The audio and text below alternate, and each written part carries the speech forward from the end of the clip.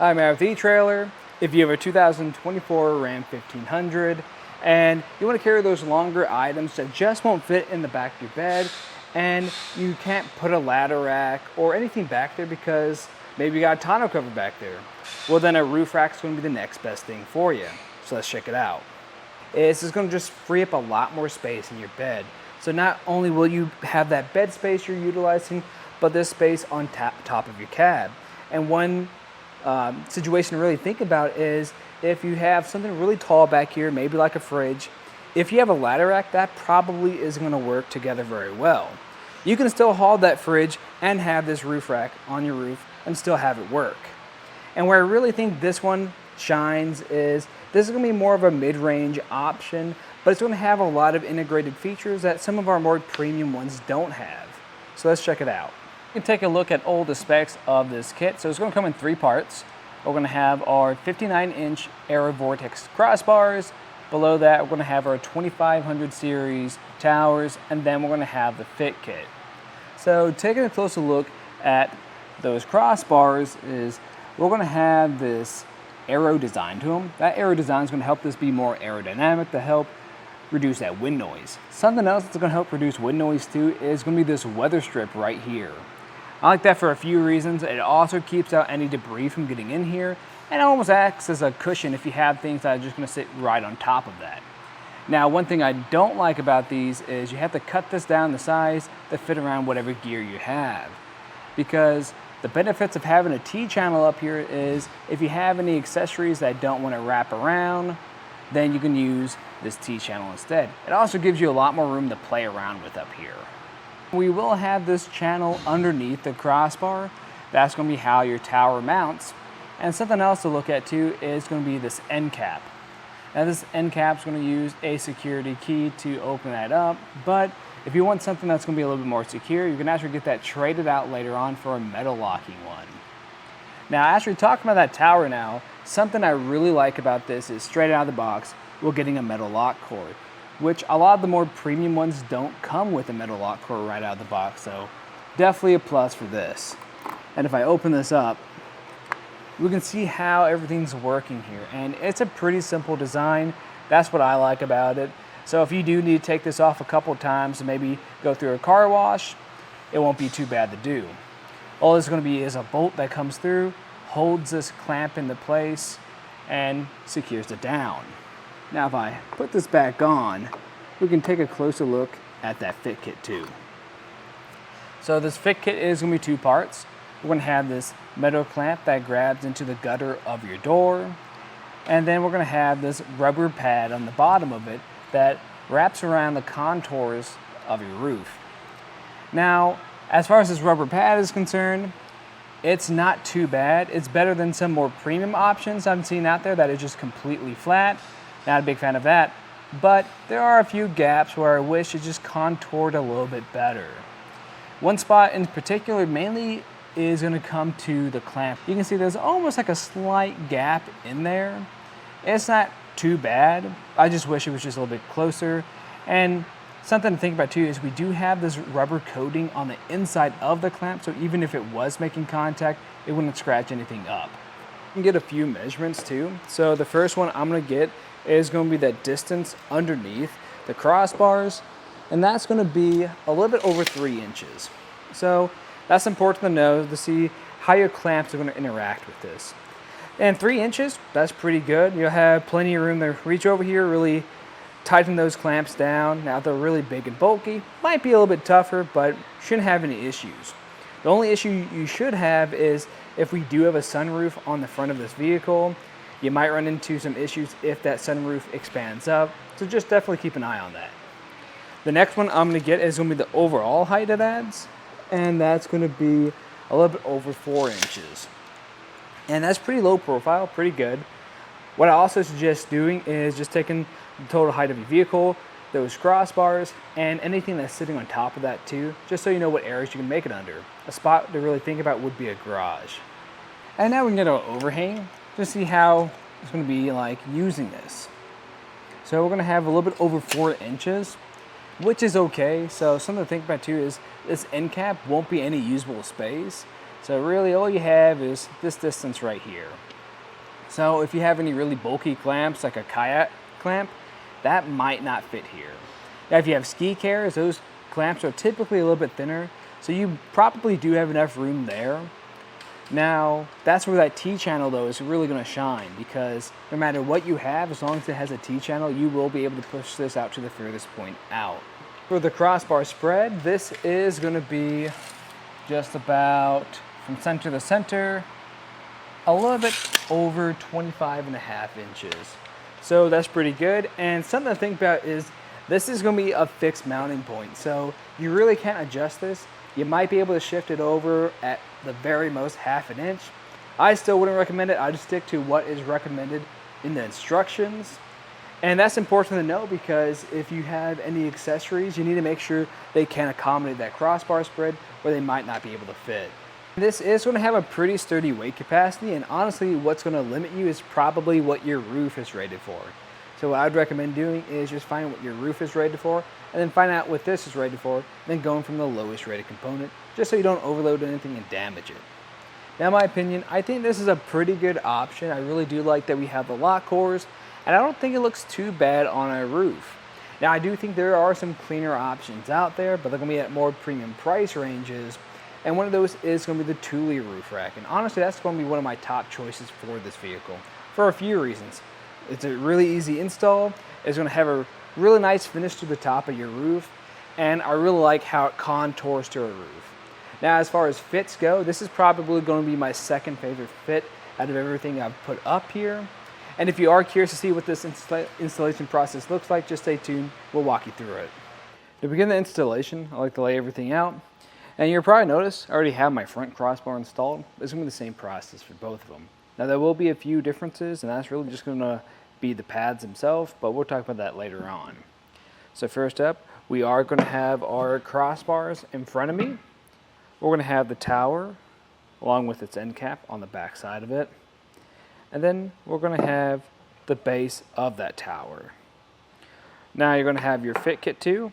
It's going to have a unique piece for your front right, left, and your rear right and left.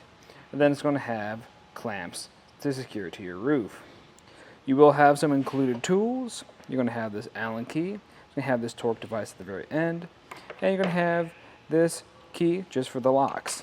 You also have this little blue security key for your end caps. And what I recommend grabbing is a tape measure, just to make sure everything's even.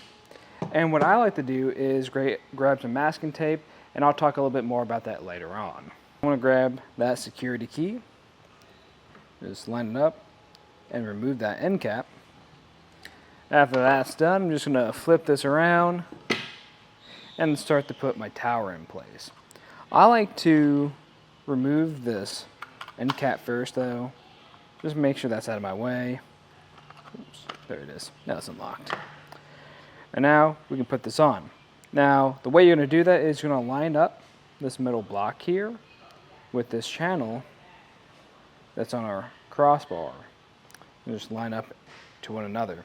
Now the issue with that right now is this is pretty tight. That's how they usually come, so what I'm going to do is grab our included Allen key, loosen this bolt up a bit. You'll see we get more space added underneath now. And now we can install this properly.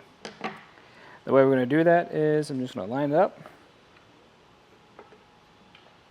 push it in place, try to get that square straight on there till it really sits on top.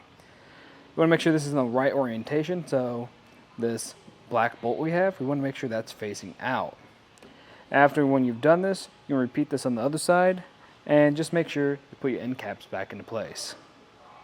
And now we can move over to our bases. So there's going to be two of them, like I said earlier. You want to make sure you have the correct rubber base for what side you're working on.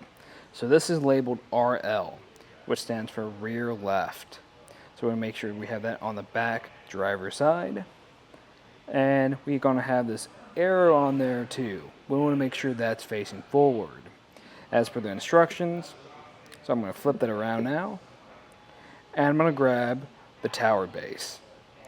Now this says this arrow needs to be facing towards the outside of our vehicle But right now I have it facing towards the inside.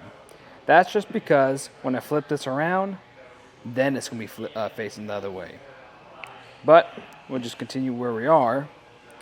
We're going to have these openings on the bottom of it. And we're just going to line that to these larger tabs we have on that rubber base.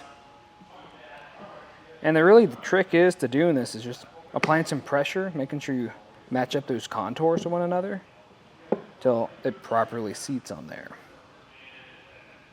Now that we've done that, we can put it on our tower. And like I said, that arrow right now is facing the inside, but when I flip it around, now it will be facing the outside. And just double check that arrow on the top is facing forward. And this is really just going to grab onto the tower on this metal bar with these little tabs here. You're just going to apply some pressure until it grabs on. I also recommend just rotating it first to make sure it grabbed on right. Then you repeat that process on the other side. You need to adjust these towers to sit in the correct location. So what I'm going to do is I'm going to reference my instructions to find the measurement. And here, that's just going to be from the end of this channel to where our tower begins. So when you reference those instructions, just make sure it matches that. If you need to adjust, you can either just pull or push on it. After when you found what you need, then you can grab your Allen key and just tighten this bolt down just a little bit. We don't want to over tighten it now. We just want enough resistance for it to stay in place, because we might need to make some more adjustments later on. Once we have adjusted both sides or both of our towers, then we can roughly place it on top of our roof. Now before you do that, you want to make sure this is in the right orientation. So again, on these pads, just make sure that arrow is facing forward. After when you've done that, we can just roughly place it here. Doesn't have to be perfect because we're going to adjust it later on. Just make sure it's sitting on there properly though. There we go. We need to adjust where this crossbar sits before we do anything else. Now, if you're installing this for the first time, you probably still need to install the first crossbar, or the front one. And the way you do that is just by referencing your instructions, going from the center point here where the door ends, and measuring out to the center of this crossbar. After you've done that, you put that on your roof, then we can get how far our rear crossbar is. You can reference that in your instructions as well. And that's just going to look like this. We're going from the center of that front crossbar to the center of the back one. We need to adjust anything, all I have to do is push or pull on that. Now that I got this adjusted to where I mainly need it, I do see an issue, and this is pretty common with these, honestly, is that we're not perfectly seated on here. So we want this base to kind of contour around this edge right here. That's a pretty easy fix. What I like to do for that though is just grab some masking tape. And what the masking tape's for is just kind of mark out where this tower sits. So I'll put it at the edge right here. And the reason why I do that is just so when I do take this off to make those adjustments to my towers, I don't have to re-measure everything out. So I'll just do that on both sides and then just loosen these up a bit, bring them out a little bit more, and try again. And now with this adjusted, we can put our clamps on. So what I'm going to do for that is actually open up my door, because this is going to mount to our gutter right here. And first, I'm going to remove this bolt right here. I'll get my Allen key on there. Once I have this removed completely, then I can grab my clamp. The way this is going to work is you're going to have your clamp. That bolt's going to pass through there and thread back into place. I'm going to probably apply pressure to the backside, because what can happen is this does shift and rotate a bit, so it can be a little bit tricky to get on there. Once it's on there, you just grab your Allen key now and tighten it into place. And the trick to this is not to do it too much. We just want it to sit more flush right here at that gutter point. Once you have this flush on there, maybe with just a slight bit of resistance, then you can go to the other side and repeat this process, just going back and forth until this is all the way tightened down. Just keep tightening it, and the way you're going to be able to tell it's tightened to its required spec is when this blue bar starts to straighten out. That's how you know it's all the way on there. Then afterwards, it's not a bad idea just come back through, kind of pull on it some to make sure it feels secure, it's not moving, and if it's not, you should be good to go. And the last step really is just going to be putting on your end cap. Just put it on at an angle, it'll seat into place, and then lock it up. And at this point, you can pretty much load it up with whatever accessories or gear you have and hit the road. Well, that's just a look at the Rhino Rack Roof Rack on top of our 2024 Ram 1500. I'm Matt, thanks for watching.